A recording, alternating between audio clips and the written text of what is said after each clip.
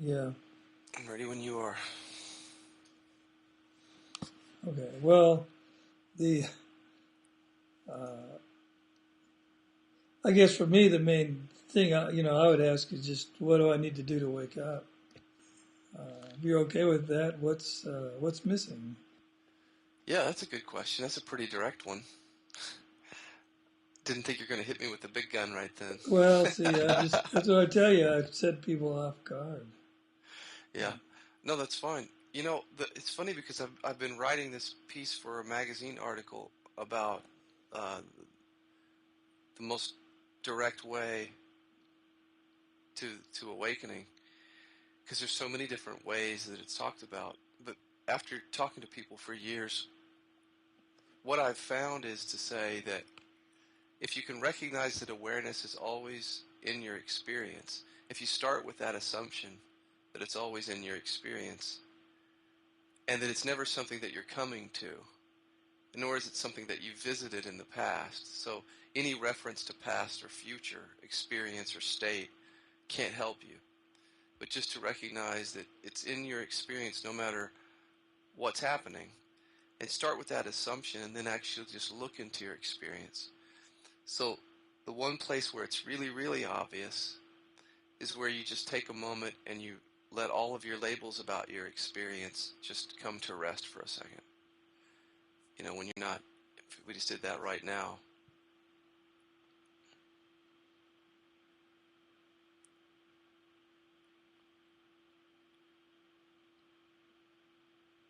it becomes really obvious in those moments that there's a presence here that isn't personal, that it's not involved in a story at all, or any other labels about our experience, whether it's good or bad experience or anything else. And there's no time in those moments when you just sort of rest. There isn't a viewpoint arising. There's nothing arising in those moments.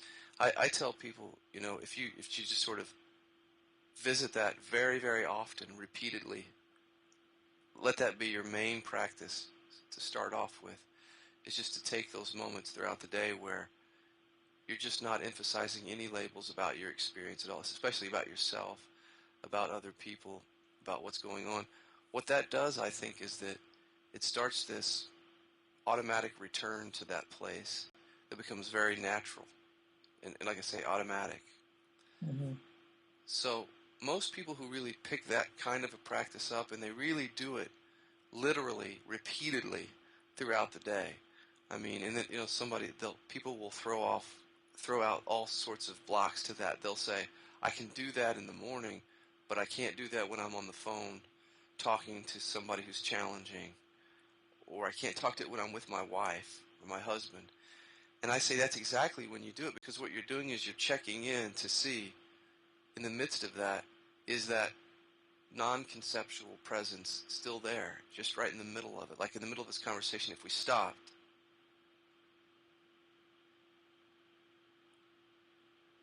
all we're doing is checking in at the end of that sentence to see if that non-conceptual awareness is here.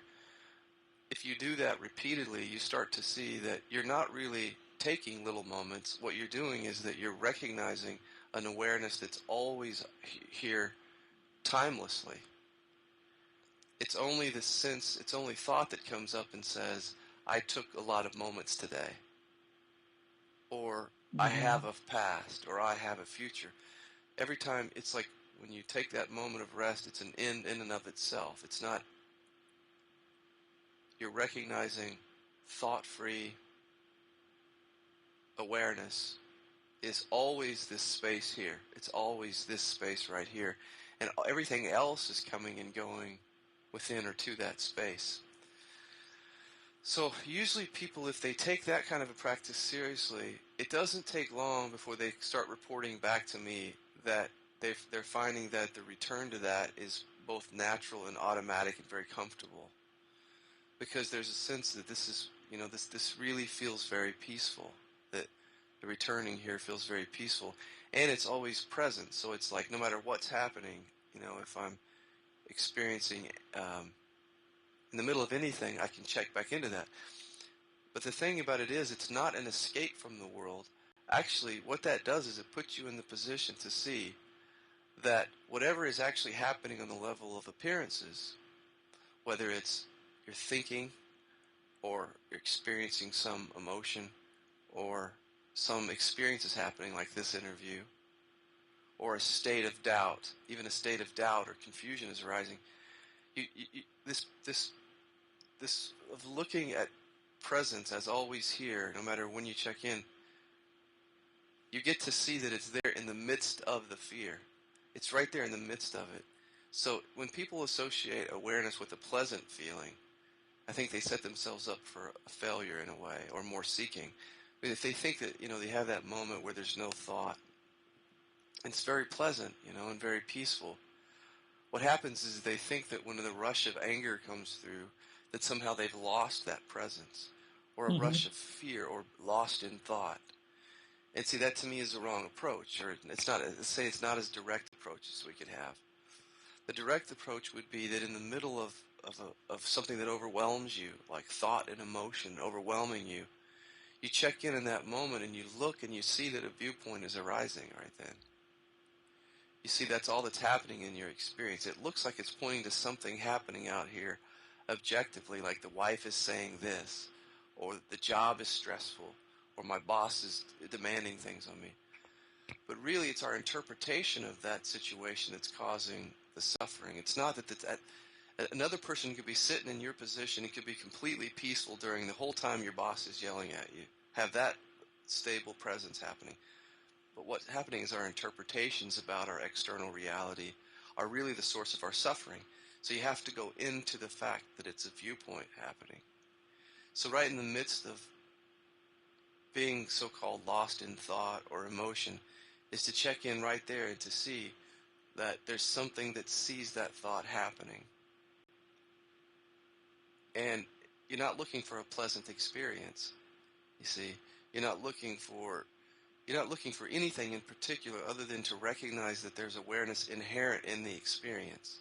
Because if there wasn't awareness inherent in the experience, you wouldn't know that viewpoint was happening. You're enlightening the viewpoint by just seeing that it's there.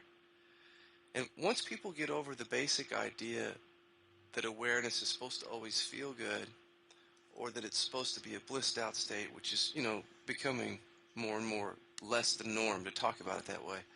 Once you get over that, you see that all that you're really doing is checking in to see if awareness is there in the midst of whatever appearance is happening. And then you're sort of done with the idea that I'm trying to get to a certain state or experience, which is, then you're done with the time game. You're done with the idea of going somewhere. And your interest then has focused in on just seeing whether there's awareness in the midst of a thought, in the midst of an emotion, in the midst of this experience. Is there awareness here now, hearing the sound of my voice? Is there awareness here now that senses the sensation of something in my stomach, a contraction, a fearful energy, something aware of that? So there's awareness there. No matter how bad it gets, there's still an awareness there. It just takes the intention to look to see whether it's still there in the middle of it. And then once you start looking and to see if awareness is there, you start to become very confident, actually, very convinced that there's no moment in which awareness is not present. It wouldn't even make sense at that point. You start to see it doesn't make sense in my experience to ever say that. You come to that realization. Is there a crossover point, a point at which that happens? Or? I think there is. I mean, I really do, and I think the crossover point really is